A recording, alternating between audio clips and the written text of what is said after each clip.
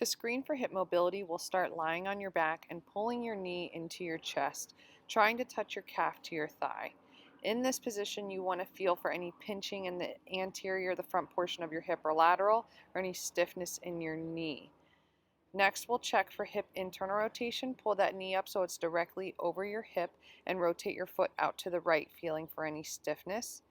And then opposite, turn the foot to the inside to the left, checking your hip external rotation. Ideally, you want about 45 degrees both in internal and external rotation to squat.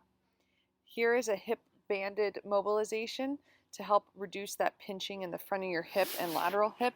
So you'll put the leg inside of a strong band. I use a heavy resistance here, and I start lunging forward, and then I'm going to put my knee back and step my opposite leg forward and back, so it's actively moving that hip joint through the flexion and extension moment while the band is distracting that hip back and down.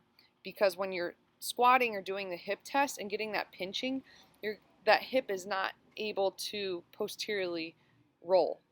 Now here I'm doing a little side to side motion with that posterior force as well.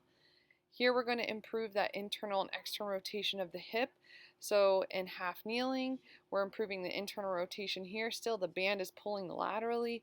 Push 5 to 10 times in, and then you can sink down and push your hip out to improve that external rotation. Again, 5 to 10 times each, holding a few seconds, pushing it in and out.